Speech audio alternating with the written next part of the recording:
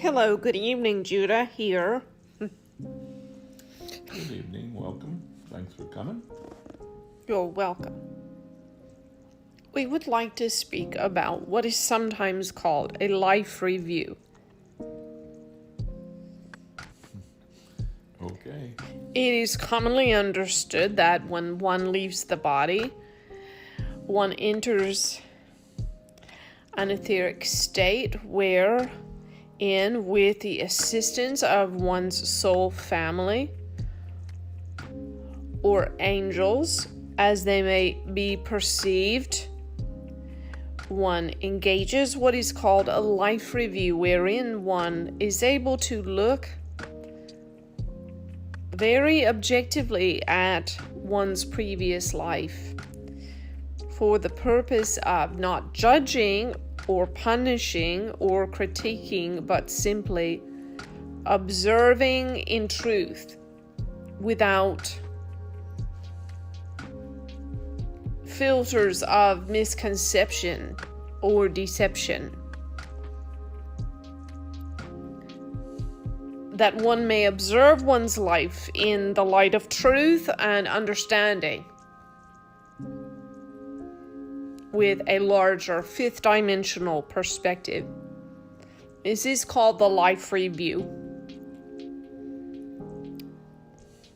You are aware of it in your culture because of those who have died, gone beyond, engaged this life review, and at times returned to the body.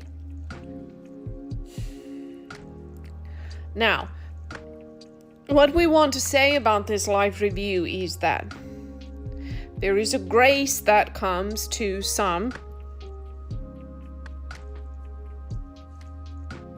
to engage this sort of life review in the body. There is a phrase common to humans to say, in times of great duress, I saw my life flash before my eyes. This is also the same neurological mechanism that happens in a life review. It is the same higher mind reviewing with rapid frequency the key points of one's life. I saw my life flash before my eyes, it is said. Now, we would say that in most cases it is not beneficial to reflect upon one's past. Primarily because humans find it very difficult to reflect upon their past without a judgment, guilt, blame, and so on. But for those who can allow this process of a past life review to occur in the light of loving truth, in the light of acceptance, in the light of angelic wisdom, this sort of a life review on the human earthly side of transformation can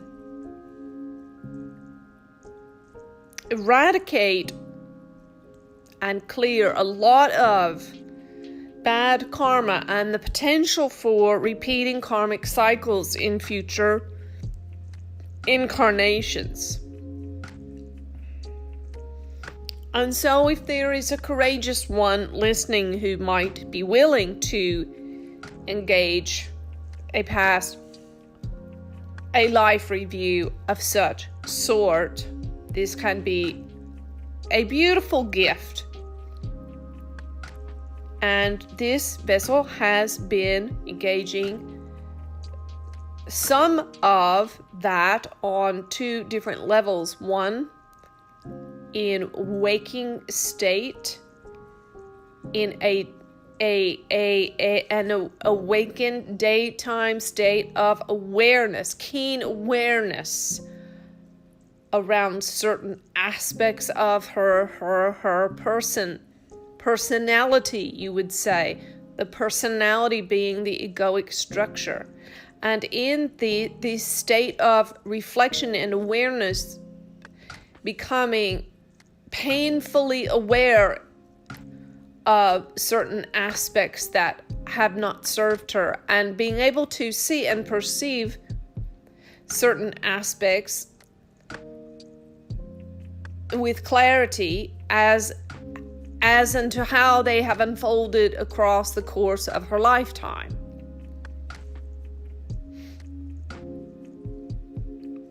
Now, on the second front, she has been engaging this sort of life review in her sleep.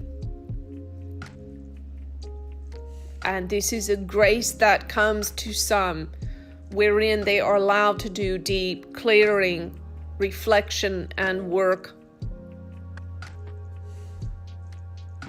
to elevate the soul with a life review. Now, another similar practice, it bears some resemblance to a life review, happens to many at their funerals.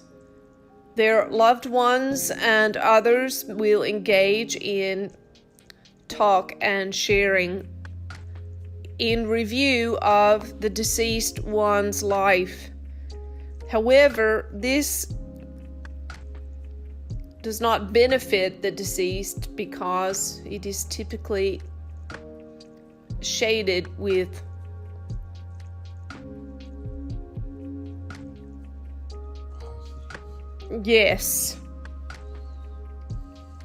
and even untruth and some denial.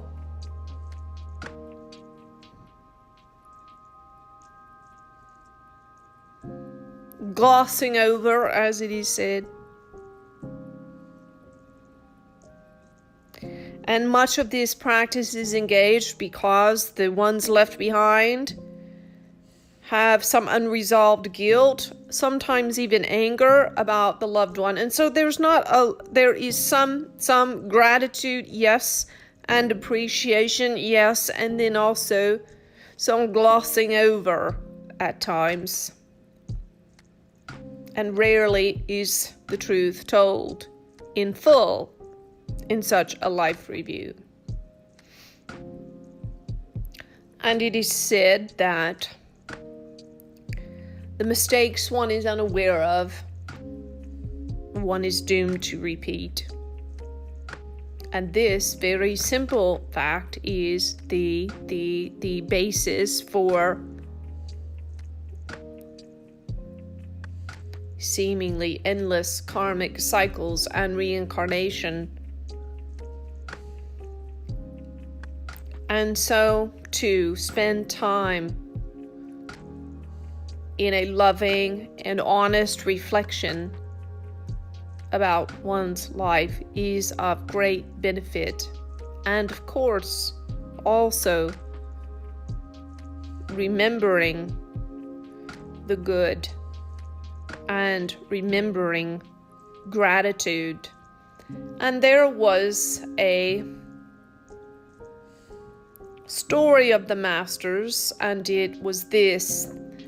There were 10 lepers who approached the master for healing. And to be a leper in that time was to be completely ostracized, rejected, and abandoned as the trash of humanity. To be completely unloved and disconnected from family and so on. And so these 10 came together to the master, and the master granted their wish and healed each and all of the 10.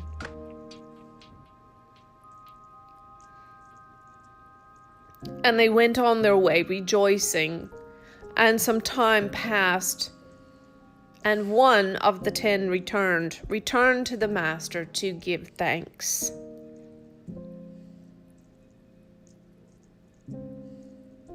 And the master made note, be like this one who gives thanks, who remembers to return and give thanks. And so when you engage your life review, if you are 20, 30, 50, or 80, if you so choose, and then return to give thanks to those who have blessed you in your life. And then the kingdom is in your hands.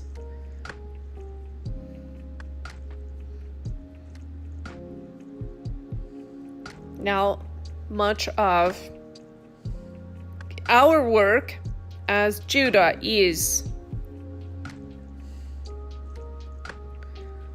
about life and death and life transitions, because they are primary opportunities for transformation and for victory, and for the elevation of consciousness, and for progressing to higher dimensional life. And so we share with you this little secret this evening about life review. And again, we are not saying to inspect yourself with a judgmental eye, but to allow a grace to come to you to see and know the truth, to tell yourself the truth about who you are and who you have been, and tell yourself the truth. And if you are especially brave, tell another. And if you are one who has been given the privilege to listen to the confession of another, whether it be a singular or exhaustive confession of their life, then consider it a great honor. And listen with your heart.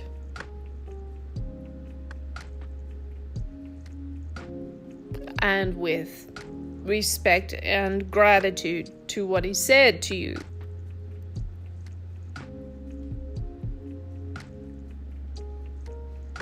There is a great wisdom that can be found in the words of the old one who whispers their joys and their regrets.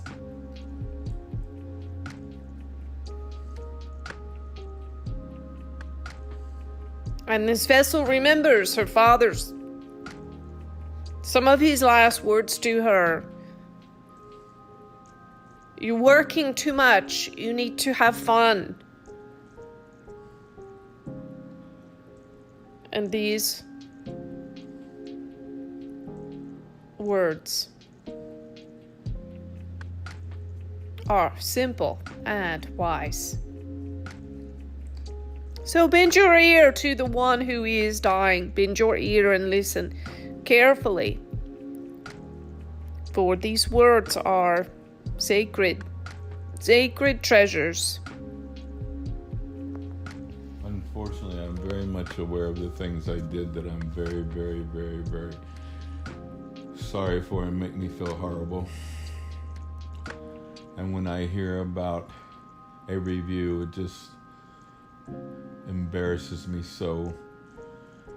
And every once in a while a thought, one of the things that I did that I'm embarrassed about, would come into my mind, and I would try and push it out.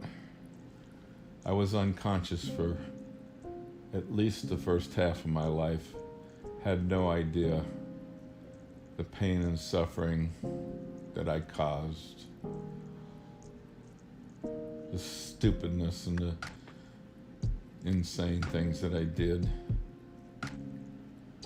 So I would rather cut off my arm than have to go through some kind of review for anybody to see. But the truth is, if it's something that will help me, and if it were an option for me, I would certainly do what is the best thing for me.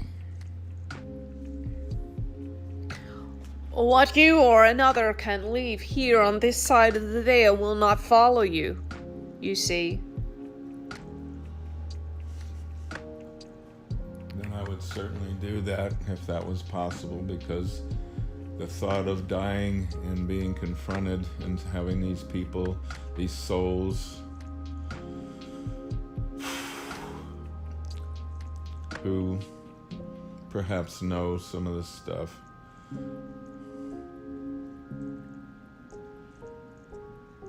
I believe would create terrible pain in me.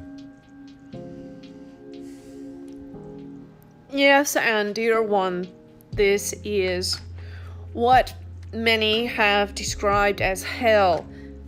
Just as there are many stories of those who have crossed over and then come back, who have visited realms of glory and angels and exchanges in their life reviews and with family members, there are just as many who have stories of having gone to hell and returned.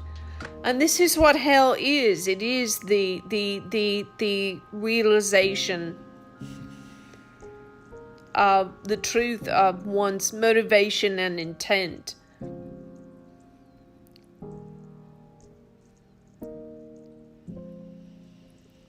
I guess I always hoped that we weren't responsible for things we did when we were unconscious.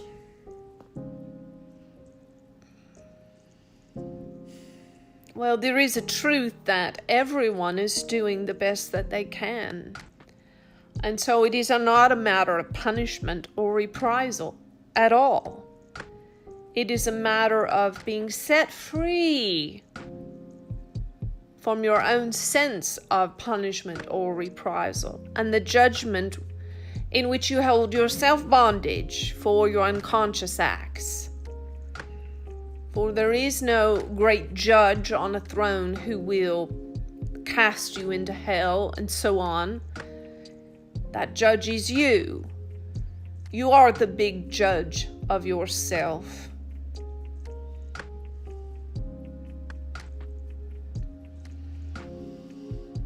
No, I don't think I would be judged by whoever, except for maybe myself, but it would still be painful to see.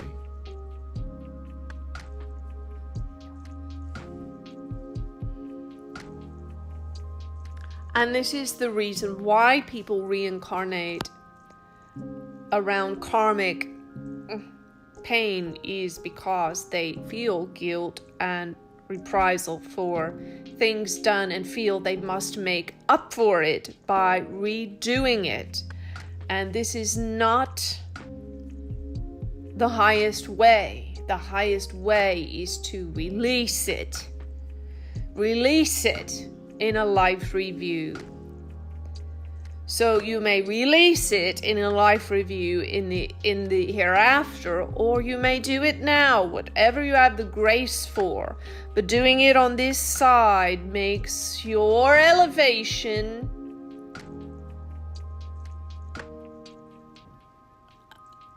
quantumly and exponentially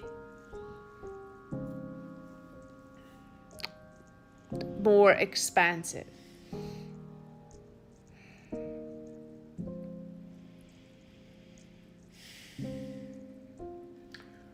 Well, there's no doubt that I would rather do it on this side. There's no doubt about that. Now, we would say that the purpose for this review, as we said, is not for judgment or punishment. It is for releasing attachments within the ego, releasing attachments to your body, releasing your attachments to who you think you are, who you think you are not, who you think you should be. and so on. Releasing attachments.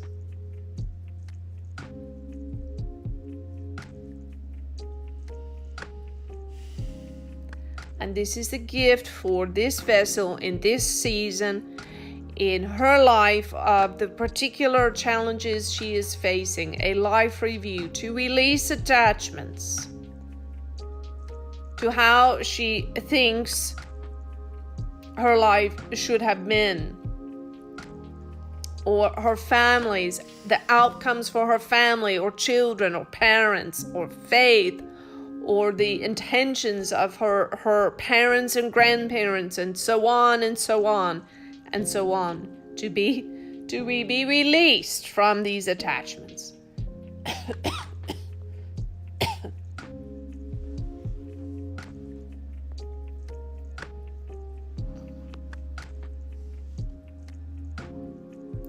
So this we will speak a blessing over you both and over anyone else who listens, who cares to receive it.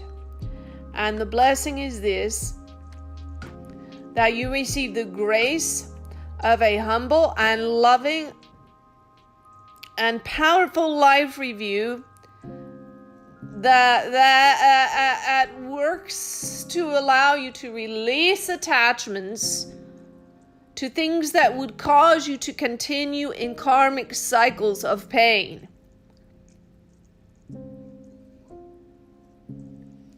We speak a blessing that you have grace to release attachments of every kind of ego-driven incentives, so that you may be clear of them and free to never repeat them again, to be more elevated in the afterlife and in your ongoing journey, more and more elevated and enlightened. As the saying goes, a rut is a grave with the ends kicked out. And so this grace can help you get out of your karmic ruts.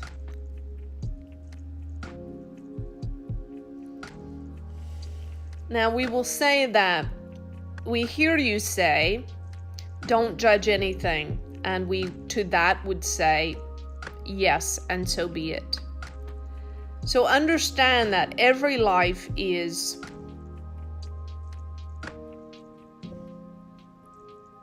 embarking upon freedom. For instance, if there is a young man who can't seem to keep a job because he feels oppressed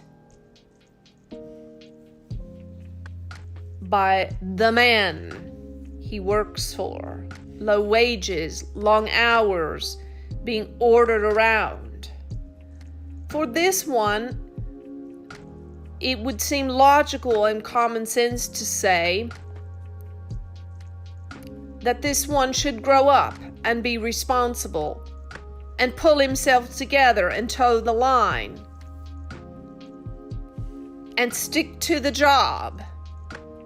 But you do not know this one's path. Perhaps he has been a slave in many lifetimes, perhaps beaten, perhaps whipped, perhaps hung from a tree, perhaps verbally abused and degraded as a slave to a master. And for this one to stand up and say, I quit, and walk away,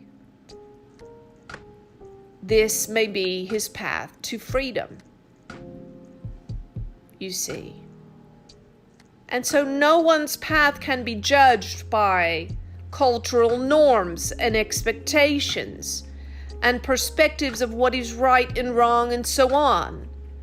Each is the judge of his own, and each is the jailer with the keys to free his own soul from prison. And to each his own, it is said. Each one is the only one that knows what key can unlock and free his own soul. And so this little story we gave is just one example of myriads of examples of ways that your brothers and sisters, mothers, fathers, aunts, uncles, neighbors, colleagues, friends, all those around you are working out their karma. And it can be worked out or it can be released. And our vote always for you is for the shortcut of release. And a life review can be very helpful in this regard.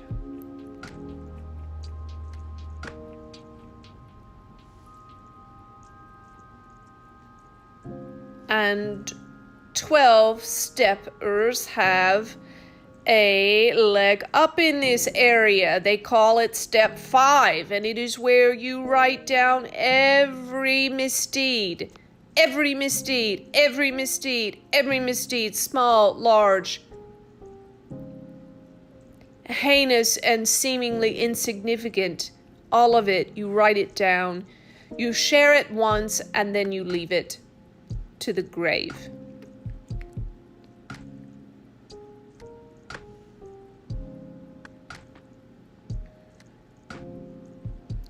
In other words, they believe in opening the closet, getting all of the skeletons out of the closet,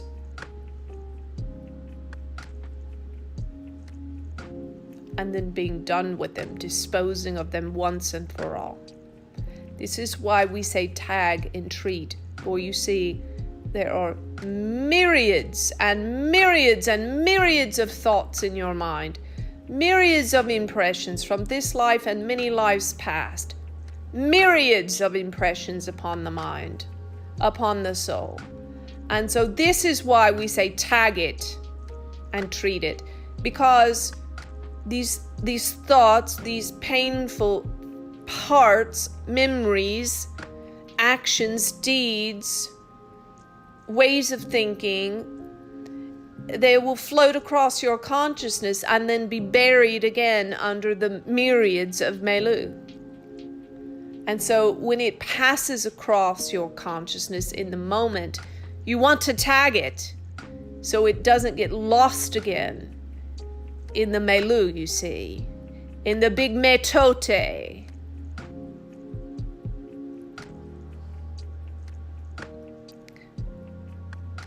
So when it floats by, you nab it and tag it so it can be treated and transformed. All grace to you along the way. We know that our words are not easy many times, but this is our love. This is the way that we show it. This is our love, which is different than other species and feels and is communicated in a different manner, but it is love nonetheless of the highest intention with all altruism for your freedom, my dear, for your freedom. Trust me, I'm very much aware of the love it takes to say or do things that may hurt somebody. I understand completely, and I'm very grateful for this help and the honesty and the truth that you give me.